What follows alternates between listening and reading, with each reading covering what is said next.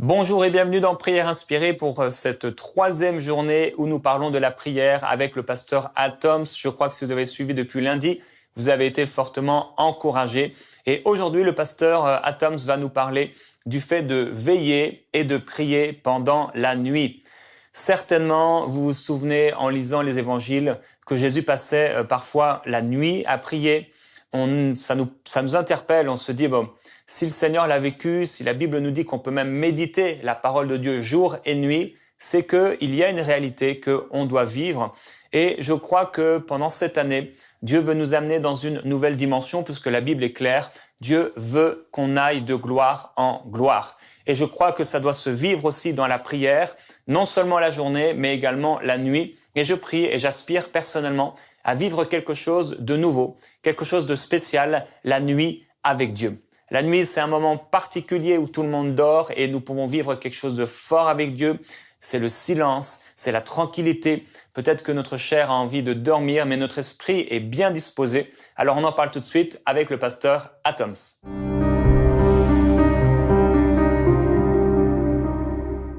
Shalom bien-aimés dans le Seigneur, encore bienvenue à cette session spéciale, cette édition spéciale de Prière Inspirée. Le Saint-Esprit nous inspire pour que nous parlions avec le Père au nom de Jésus et c'est cette vie de prière que nous voulons mener. On s'est décidé ensemble de parler de l'exercice dans la prière, comment on s'exerce pour avoir une meilleure vie de prière, que faut-il faire, de quelle manière on doit s'y prendre. Lors de la dernière session, j'ai eu le temps de parler avec vous sur le fait de jeûner, de se priver. Aujourd'hui, on va relire encore notre texte de base qui est Matthieu chapitre 26. Et on va lire cette fois-ci la partie où Jésus donne clairement ce conseil au verset 41. Matthieu 26, 41. Je vais le lire avec vous.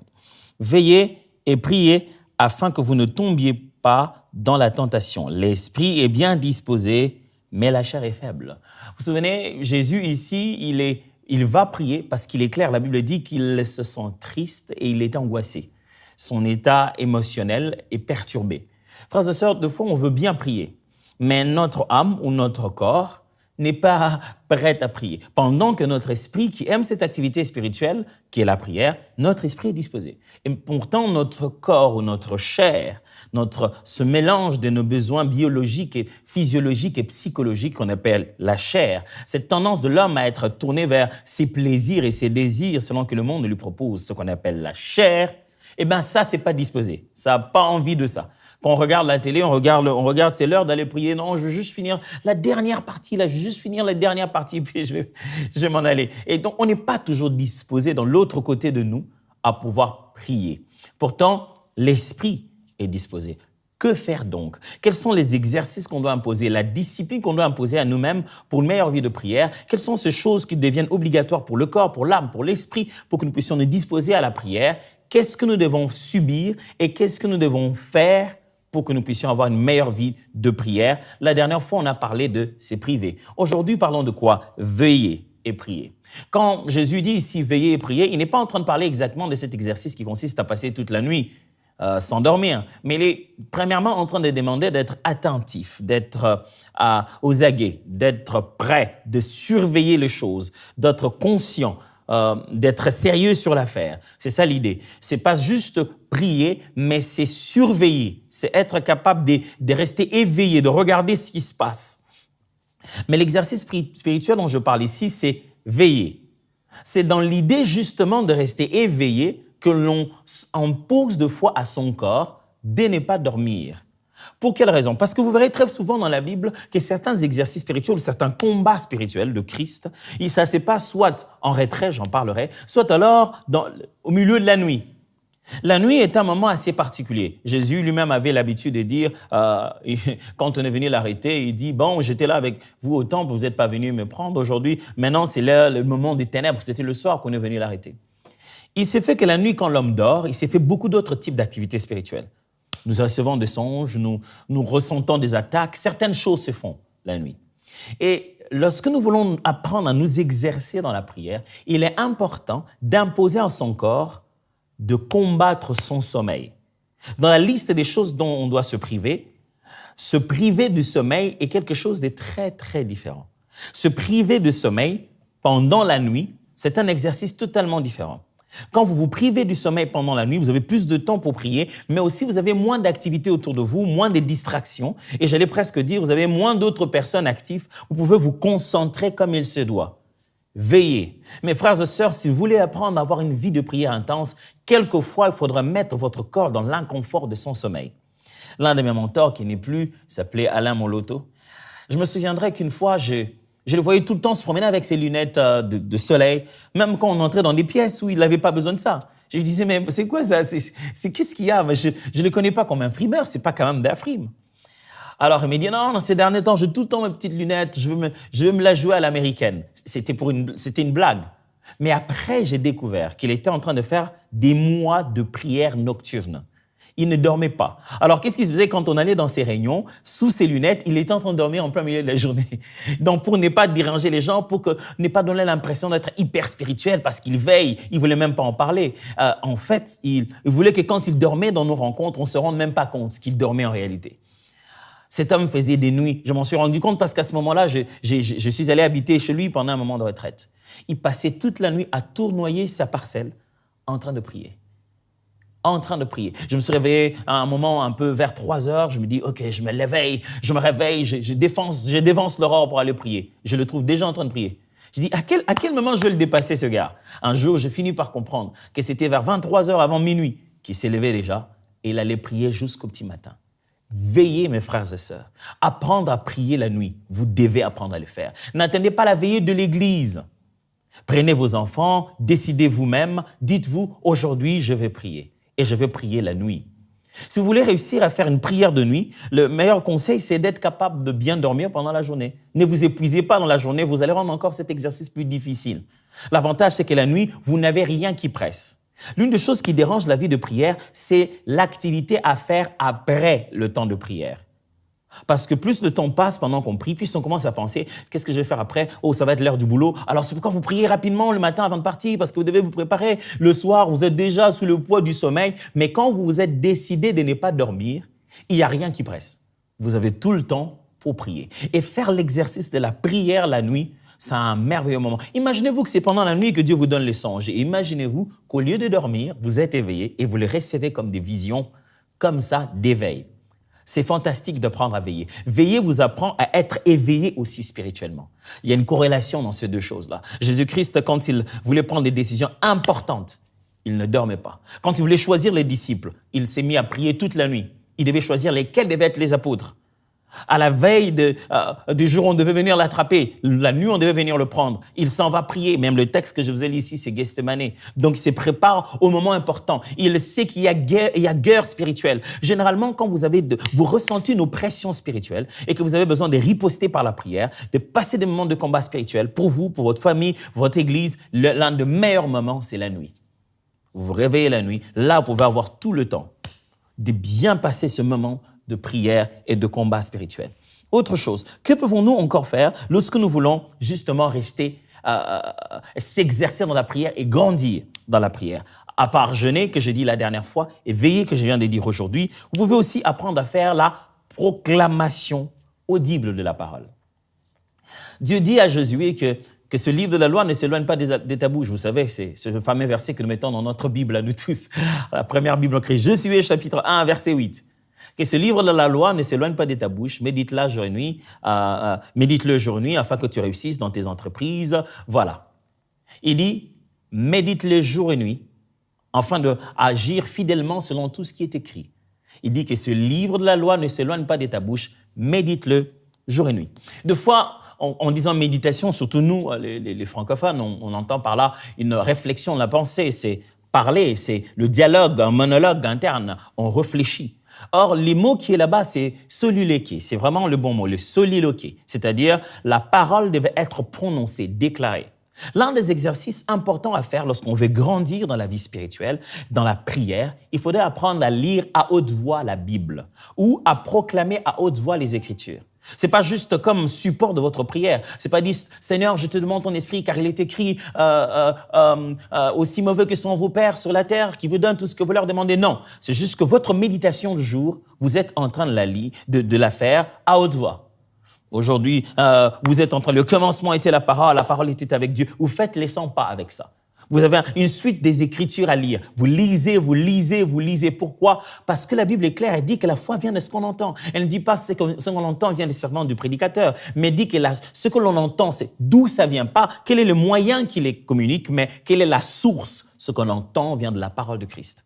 C'est la source. Quand c'est la parole de Dieu qui est proclamée, même quand on l'entend nous-mêmes, ça nous donne de la foi. Ça bâtit ton homme intérieur. Ça te permet de te sentir à l'aise dans la prière. Parce que les Écritures sont une base importante pour la prière. Alors, qu'est-ce qu'on fait? On veille, on prie la nuit. C'est un exercice, ça te rend inconfortable. Qu'est-ce qu'on fait? On se met à lire la Bible. C'est inhabituel parce que vous pensez que quand il faut prier, il faut absolument se mettre à demander, à dire des choses à Dieu. Seigneur, je veux ceci. C'est pas ça la prière. La prière, c'est vraiment une activité spirituelle. Et quelquefois, ça commence par juste prendre une bonne musique et mettre sa Bible et commencer à citer les versets bibliques, les lire à haute voix, le lire jusqu'à les entendre. Aussi, il y a une autre chose à faire que l'on peut faire tout le jour. Ça s'appelle la méditation ou l'attente.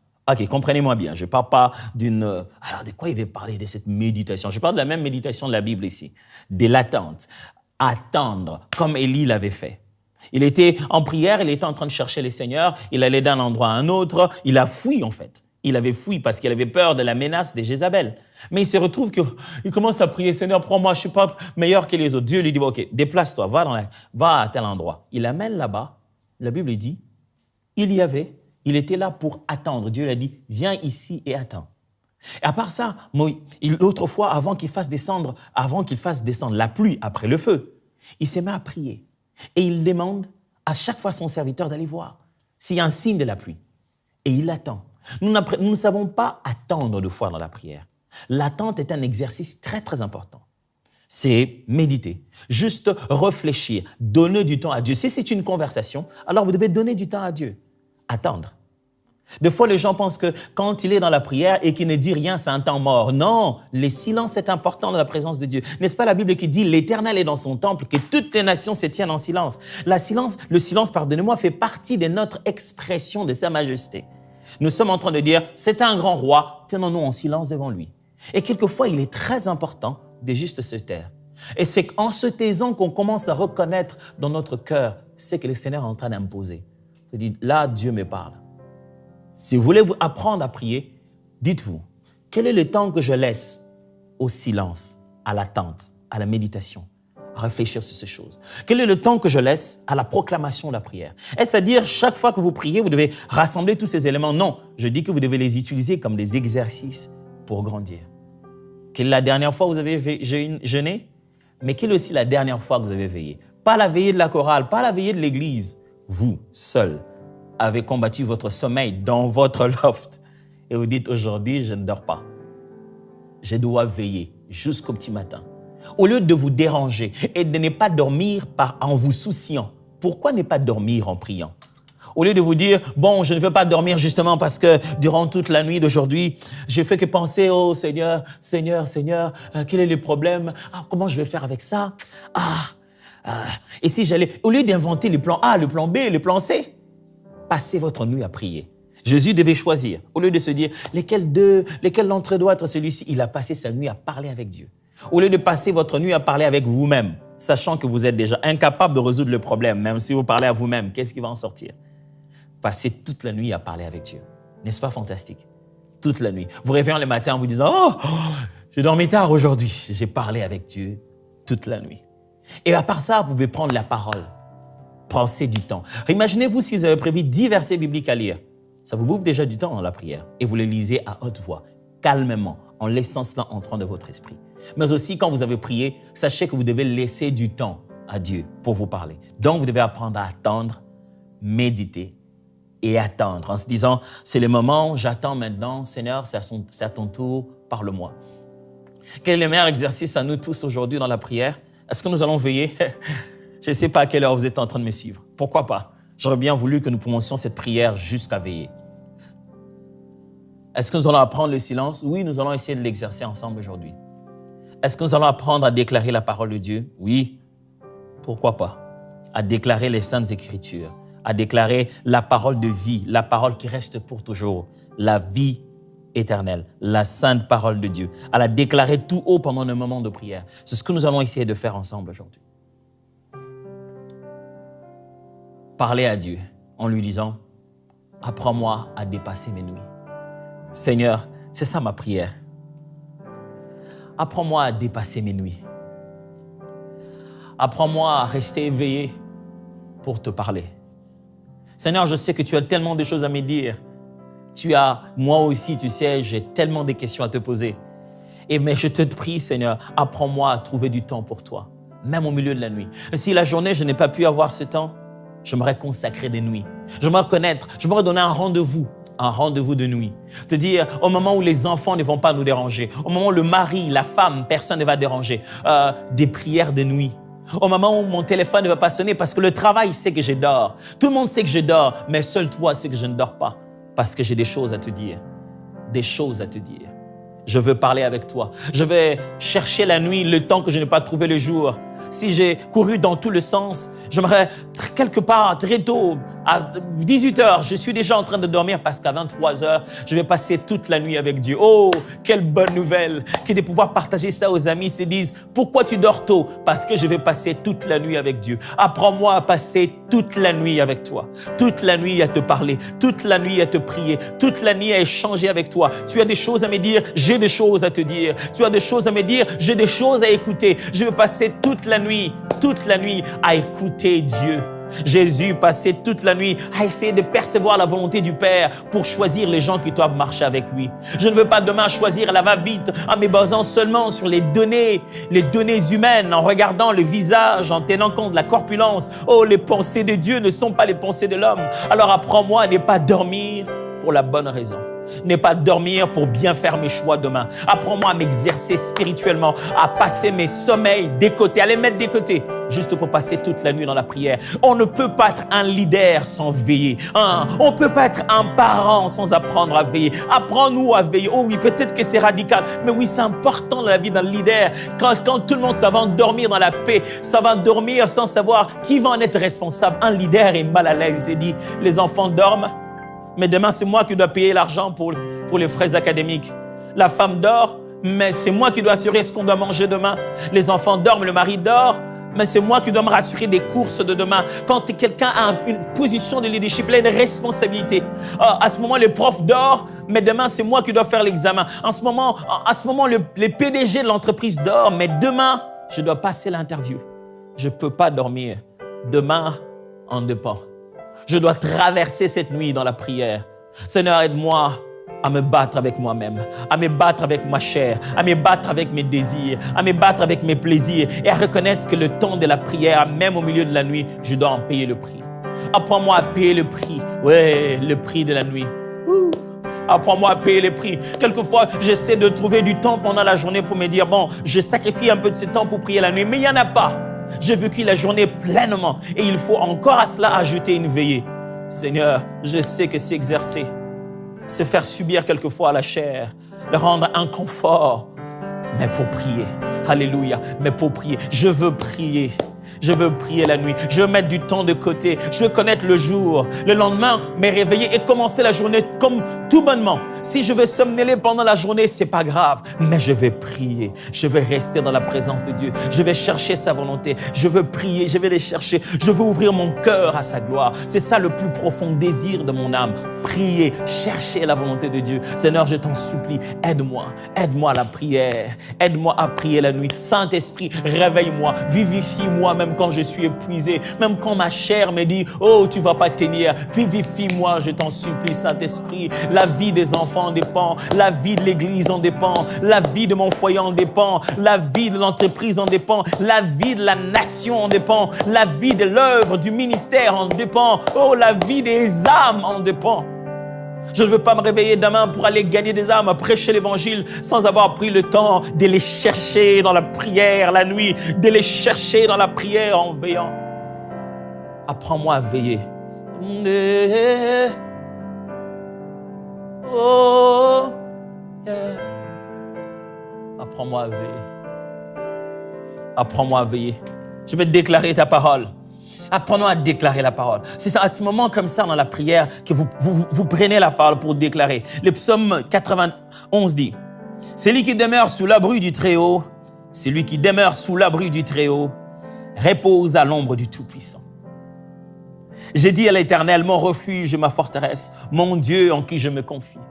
Celui qui habite sous l'abri du Très-Haut, celui qui demeure sous l'abri du Très-Haut, repose à l'ombre du Tout-Puissant. Celui qui habite sous l'abri du Très-Haut, celui qui demeure sous l'abri du Très-Haut. Atoms, demeure sous l'abri du Très-Haut. Tu reposeras à l'ombre du Tout-Puissant. Atoms, reste dans la présence de Dieu et il te couvrira de sa protection. Deviens l'ami de Dieu et il deviendra ton protecteur. Deviens l'ami de Dieu et il assurera ta sécurité. J'ai dit à l'Éternel, mon refuge, ma forteresse, mon Dieu en qui je me confie. Car c'est lui qui te délivre du filet de l'oiseleur, de la peste et de ses ravages. Il te couvrira de ses plumes et tu trouveras un refuge sous ses ailes. Sa fidélité est un bouclier et une cuirasse. Je suis protégé par ta fidélité. Je suis protégé par ta fidélité. Bouclier et cuirasse, tu me protèges. Oh oui, quel bonheur de rester dans ta présence. Rester dans ta présence, c'est être rassuré de la protection. Même le jour, même la nuit, on est gardé, on est protégé. On est gardé, on est protégé. C'est lui qui habite sous l'abri du Très-Haut. Repose à l'ombre du Tout-Puissant. Celui qui abrite sous l'abri du Très-Haut, celui qui demeure sous la demeure du Très-Haut, repose à l'ombre du Tout-Puissant. Celui qui habite sous l'abri du Très-Haut, repose à l'ombre du Tout-Puissant. J'ai dit à l'Éternel, mon refuge, ma forteresse, mon Dieu en qui je me confie. Car celui qui te délivre, car celui qui te protège, c'est lui qui habite sous l'abri du Très-Haut. J'habite l'abri du Très-Haut. Ma famille habite l'abri du Très-Haut. Mon ministère habite l'abri du Très-Haut. L'église, mon église habite l'abri du Très-Haut. Ma vie habite l'abri du Très-Haut. J'habite l'abri du Très-Haut pendant ces temps difficiles, pendant ces moments de pandémie. J'habite l'abri du Très-Haut. C'est là, c'est sous l'abri du Très-Haut que je vais tout faire abriter. Je demeure sous l'abri du Très-Haut et je profite de la bénédiction du Tout-Puissant. Mon Dieu est pour moi forteresse, il est aussi protection. Pour moi, il m'abrite. Pour mes ennemis, il repousse. Pour moi, il me garde. Pour mes adversaires, il recule. Pour moi, il assure la protection. Pour ceux qui me veulent du mal, il repousse. L'abri du Très-Haut, c'est aussi la demeure du Tout-Puissant. Au même endroit, il a deux rôles à jouer avec moi. Au même endroit, il est mon abri. Au même endroit, il est ma protection. Au même endroit, il est mon hôte. Au même endroit, il est ma sécurité. C'est lui qui habite sous l'abri du Très-Haut, repose à l'ombre du Tout-Puissant.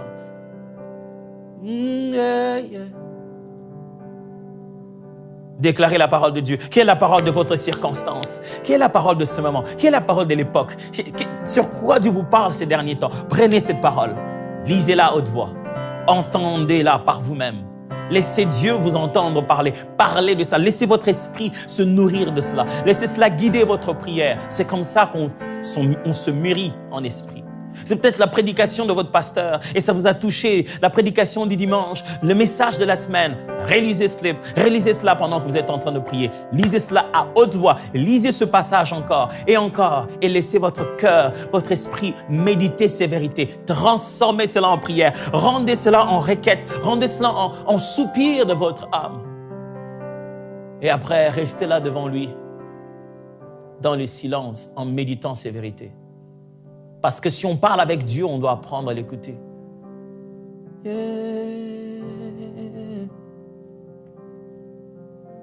As we worship you, quand nous t'adorons, yeah. Quand nous t'adorons. Des fois, Dieu parle et toi, tu parles aussi. Et quand vous parlez simultanément, tu n'arrives pas à saisir qui te dit quelque chose. Le silence dans la prière n'est pas un temps mort. C'est un temps où on laisse la vie se manifester. Oh.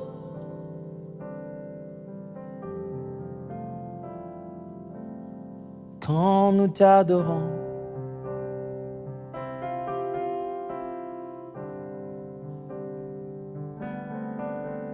quand nous t'adorons, quand nous t'adorons, oui, quand nous t'adorons, tu parles à nos cœurs, quand nous t'adorons. Oh, quand nous t'adorons.